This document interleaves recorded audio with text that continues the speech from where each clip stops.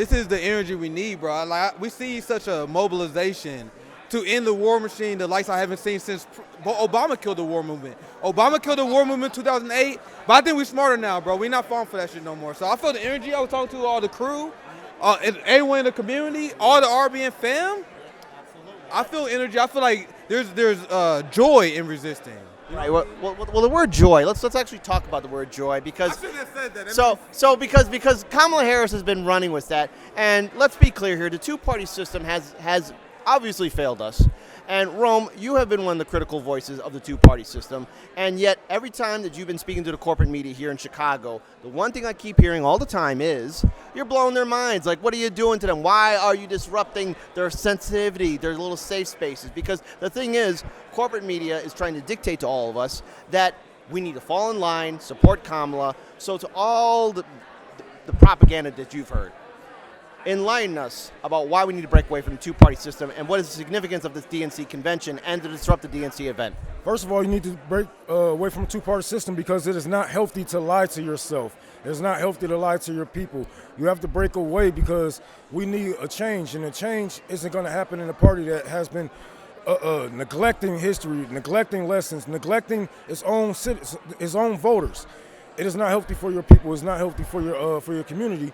And in order to make change, you have to show that you will make it. You will take power into your own hands and do what you will with it. So this is why it's important for us to break away. You know, I know it's a hard thing to do. I have failed for the Bernie thing just as well as millions of other people. But I had to wake up, yes, and I had to look in the mirror and like, look, this is all a sham. No matter if they're red or blue, it's all a sham. They want your voices away from actions and you know, organizations like what's going on with the Palestinians or atrocities what's going on in Palestine. We need to break away, and we need to make a way. Third party, independent. Even if you don't agree with the Green Party, well, you can always make your own party. You can always build from the ground up and take power your own way. You don't have to join us, but if you feel some type of way, make a way. Then let's take this for example, because this is going to be carried on until election night, and that is, but by you guys doing all of this, by having all these different factions and groups here, by proxy according to corporate media and the DNC propaganda, you guys are helping Trump win. I'm going to start off with your response, and I'm going to start off with your final conclusion. Your thoughts on that propaganda? I feel like how Nick always say, like, yes, I am. Listen to me. We have power. That is the power that we have. We have the power to ignore your candidate to put Trump back in office. And I would just run with the 5-10% that we're going to get for the Green Party. I am fine with that because we're going to grow from that funding. We're going to grow and get more people on and show how, you know, how neglectful these parties are to their people. Yes, we have the power. We have the power. And if you feel like I can get Trump back in office with the little following that we do have, well, I'm not going to say that it's a little following because I do, you know, appreciate all the following that I have from social media to on the ground. You know, but if I can take that support and move them and get Trump back in office with that little power, then so be it. Listen to me next time, and maybe I won't do it again. You know, I said this to a lot of people before who would yell at me and say, how dare you support for Jill Stein? How dare you support third parties? You're a racist. You're this, you're that, you're X, Y, and Z. And I said, hey, don't convince me. I'll do it again all over again. I'll vote third party. So your response. Yeah, it's the, like Ron was saying, it's the ultimate flex of power. Why would you run away from that? There are some people that say, I would like to vote for Joe Stein, but I wouldn't do it if I'm in the swing state. You should especially do it if you're in a swing state. I wish I was in a swing state. There's nothing that made me more upset is the fact that we know that Missouri is going red. I wish that shit was purple, and I wish we had media that come and ask me why am I the reason that Democrats are losing. Now I want people to understand that we have power. I would tell them we have power, and they are not listening. It's something that we should take pride in, because it shows that we have way more power than they give us credit for. Now, what are some of the takeaways especially of you two guys being here in the city of Chicago. For those of you who don't know, in my viewing audience, Chicago is the hub of the Democratic machine. It's a long history. I recommend reading the book Chicago's Not Broke and American Pharaoh, because it goes into detail of just how corrupt our neoliberal system is and how corrupt this city can be. What are some of the takeaways that you guys have learned so far of being in Chicago, the center mass of Democrat neoliberal corruption? Because 4 generations deep, my family's been living in this city, and it's always been the same. The machine consumes all. What are your thoughts? My first thought seeing Chicago, being here with my brother Kit for the first time. It's good to see you. My first thought, Chicago, I love you, I love the people, but there are way too many pigs. Yeah. Too many pigs, which is a reflection of how Democrats control stuff. Could correct me if I'm wrong, believe Chicago is heavily ran by Democrats. Because instead of fixing the problems that arise from the failures of neoliberalism, they cover it up by creating a giant police state. It's the height of authoritarianism. Instead of provide for housing, they create housing, anti-homeless infrastructure. They could actually save more money providing homes, for example. They could save more money providing for the people instead of paying for these giant police salaries. But it's class war.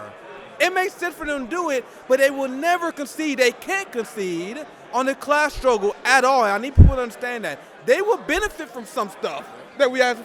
No, the class antagonism runs so strong, they rather hire a mountain of police. I walk up mountain of police, just sitting there mugging the protesters. That's my impression, but it's the same with all the liberal ran cities here. They ran by pigs. First time in Chicago. Yeah, welcome to the history. You should look back to way back in the earlier days too. It's just crazy. Your thoughts? Well, first of all, Chicago has lots of potential. These people are hyped. They are ready for revolution. They are ready for teaching. And that's one thing that they are missing is teaching, education, leadership. That is one thing. I was speaking on nobody ever actually picking up the baton after Fred Hampton was killed. Nobody actually picking up the baton after our leaders was killed, and this is why we are in a predicament that we are in now. But it was good to see all the thousands of protesters out there, and if they had the right teachings, if they had the right teachers, I should say, man, Chicago will be a fucking utopia for communists. We can actually, it is so much shit that we can control out here, from the hoods to the suburbs, all these big ass buildings. We can take full control of all this, from the parks, and we can redo this and reshape this whole city in our image. It has so much potential. The people are ready for revolutionary causes. They just have the wrong teachers in the classroom at the moment. RB in Chicago win. So. Chicago branch is coming. So first of all, I think as a final question, because you guys have been doing a lot of outreach to your communities. Rome, you've been working a lot with your library, helping feeding the homeless, and doing so much other work. RBN too. There's been many chapters doing work. So for my viewers and subscribers, where can people go to perhaps maybe help out, set up a chapter in their own way, wherever which way they can? Are there any kind of events that we need to know about, so that way they can help you guys out, or either that promote it through social media? I'm proud to announce that RB in Kansas City provided hundreds of dollars worth of school supplies. I partnered with a barbershop locally in the area. Unfortunately, I couldn't be there, but I'm glad that we was able to provide them the support they need to make a very successful event. And this is what we focus on. We build it one step at a time. We have, as I mentioned before, we had all these people from Chicago asking when RB in Chicago is happening. I have people in Brazil asking when RB in Brazil is going to happen. I got people in, we got people in New York that just asking when New York RB is happening. You know why people are asking us these questions? Because people are mobilized. They're like, I want to do something. I want to do something. When is RBN coming over here so we can do something? That's good. We need to keep that revolutionary optimism up. And if we don't have RBN in your city, you create it and you call it RBN, and we sanction that shit eventually. Yep. As long as you about it, as long as you stand in your principles and morals, of course you can't be a shit led. You got to stand in core beliefs, like we are a communist movement overall. We are Marxist Leninists overall.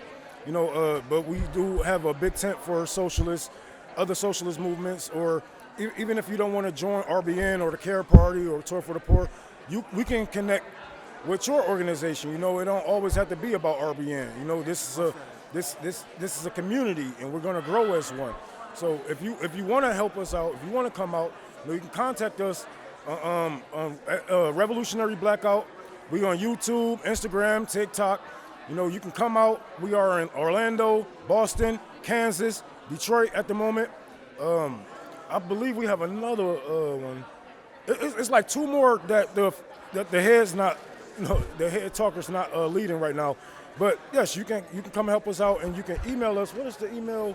It's info@revblacknetwork.com. Yep. And email us anytime.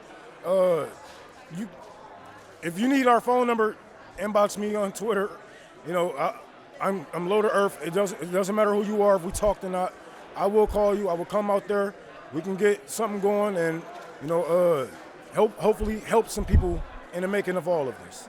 As it should. Now, look, folks, one last thing here.